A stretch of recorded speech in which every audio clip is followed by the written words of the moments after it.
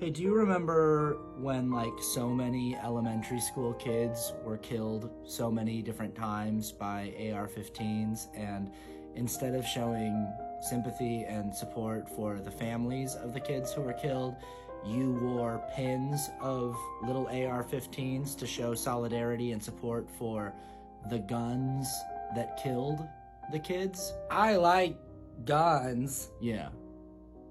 And now you're doing that? I like Trump. Right.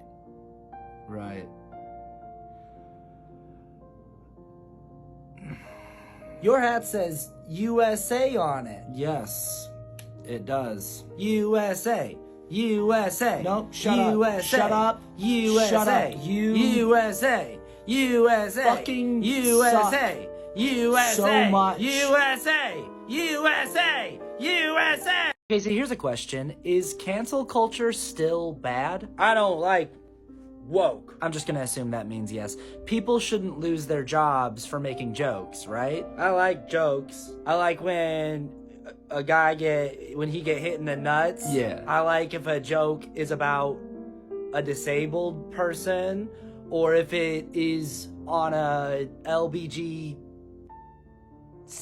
Right, so like if a woman makes a joke on Facebook that's kind of dark, people shouldn't track her down, confront her at her place of work, and then get her fired, right? I don't like woke. Yeah, people should be able to express their opinions without losing their livelihood. That's kind of your whole thing. Second Amendment. Yeah, that's the gun one, but we're talking more like the whole free speech one. I like guns. I know you do, but we're talking more about how you believe that the First Amendment means that you get to say whatever you want all the time with zero consequences. I got free speech, freedom, USA. Right. White people. So Kyle Glass, he's a white guy, and he kind of jokingly said on stage that his birthday wish is for the next shooter to not miss Trump. that is so freaked up. Right, but you see how... Like, you just can't joke about some things. Okay, that's Donald Trump.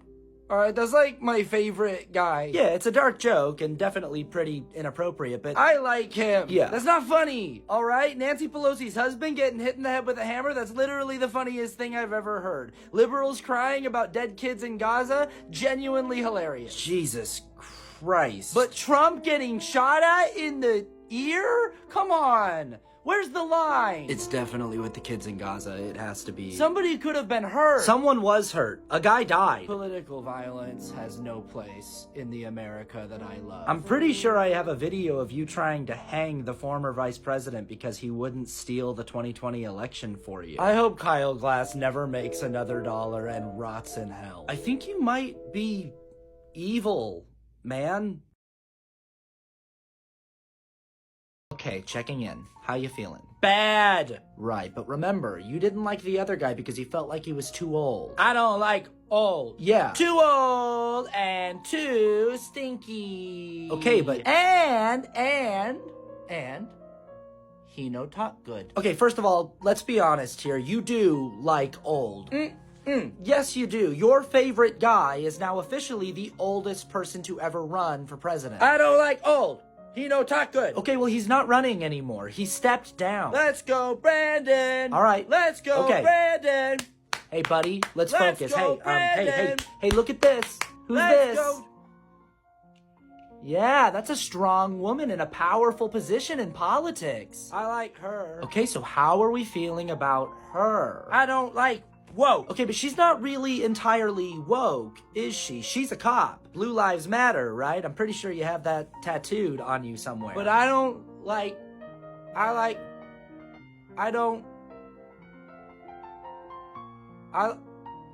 guns. I know, buddy, but how do you feel about Kamala? Kamala. Kamala. Kamala. Kamala. Kamala. Okay, how do you feel about her? I don't like woke. Okay. It's been a big couple days, huh? Yeah. You know that bandage is on the wrong ear, right? Okay.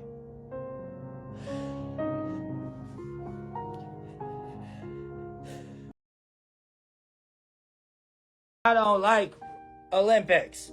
All right. I like Jesus. So the opening ceremonies weren't doing a reference to the Last Supper. They were doing a reference to a painting of Dionysus dining with the gods of Olympus because, you know, it's the Olympic opening ceremonies and the Olympics are from Greece, so they were referencing Greek gods. And I don't know why I'm explaining this. You're not understanding anything I'm saying, are you? I don't like woke. Dude, you're so weird. What? Nothing. What'd you just say to me? You're weird. I'm not weird. You're pretty weird. I'm not weird.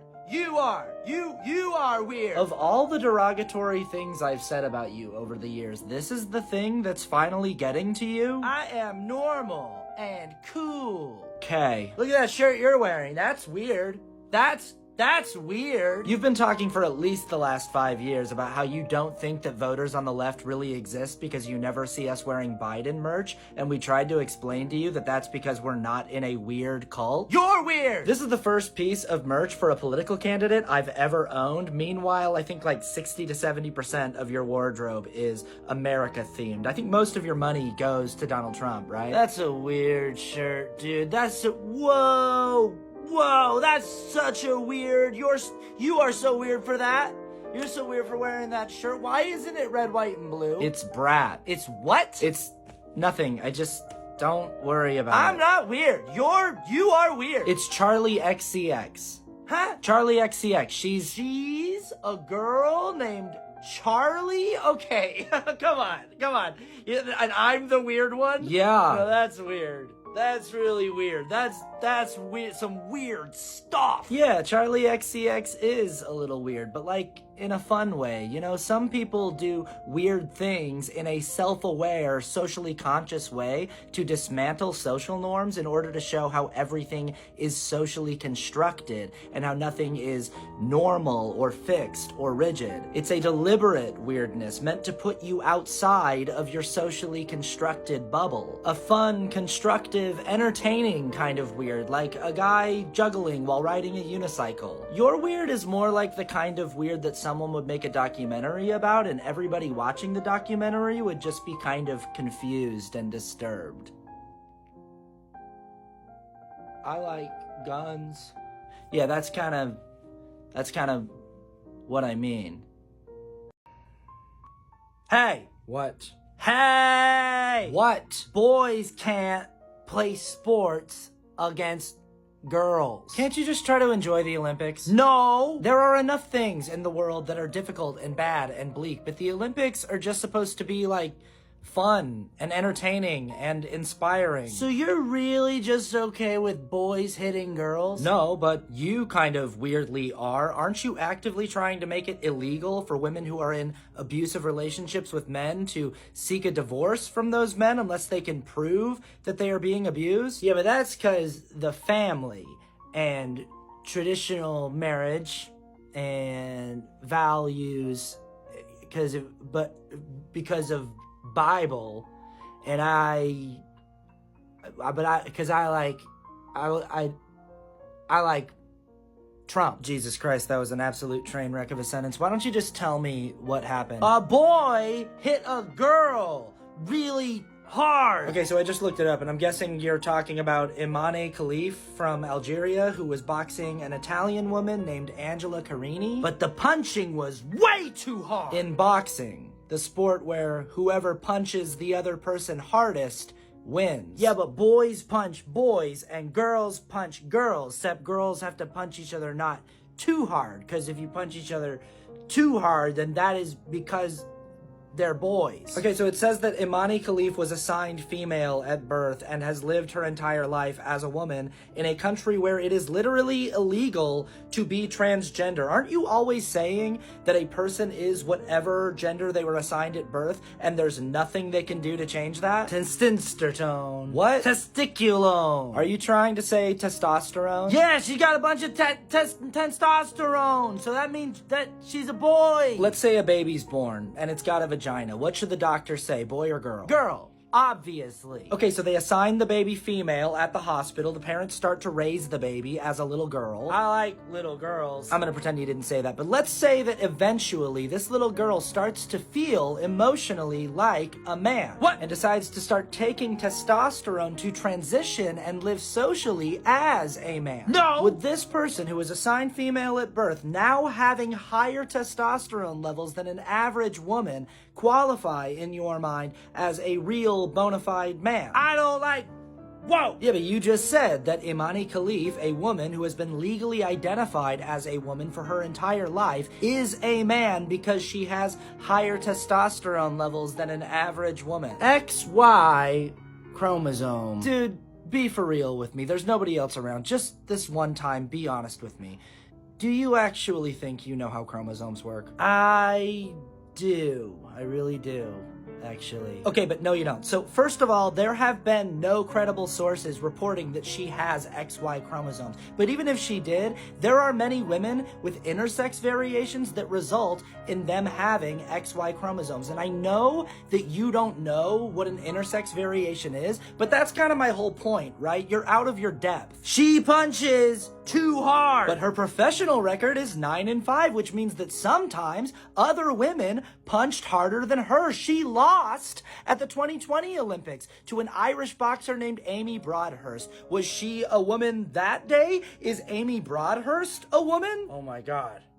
They're all boys. No, they're all women. Look, it's just science, okay? Girls can't punch hard or be strong. There is nothing weird about an Olympic level boxer being good at punching. Nothing weird about an Olympic level sprinter being fast. Nothing weird about an Olympic gymnast being able to jump high. Every single woman at the Olympics who's competing as a boxer could knock you into a life-threatening coma with a single punch because that is what they are trained to do. The only reason why you think any woman who is too good at her sport is secretly a man is because you have a bad brain and you are a bigot. Okay, then why do I have the same opinion as J.K. Rowling and Elon Musk? Seriously?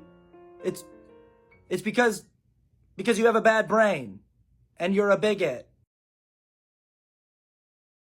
You like America, right? Yeah. What do you like about America?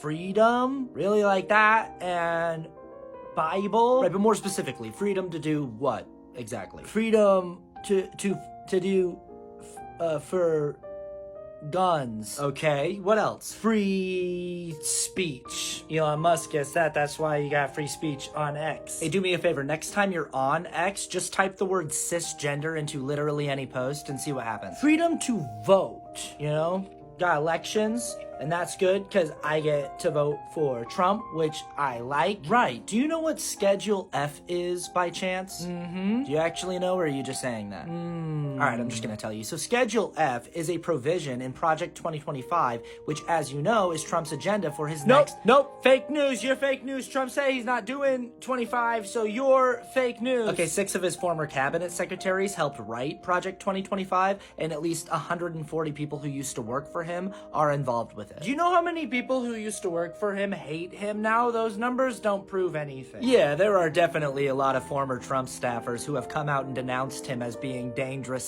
incompetent. That's not, like, a good thing, by the way. You shouldn't be, like, bragging about that. Look, Trump said that he doesn't know anything about it or the people behind it and that it's bad. Yeah, lately he's been distancing himself from it for optics, but in 2022 he said, and I'm just gonna quote here, "This is a great group and they're going to lay the groundwork and detail plans for exactly what our movement will do and what your movement will do when the American people give us a colossal mandate to save America, and that's coming." Let's go, Brandon!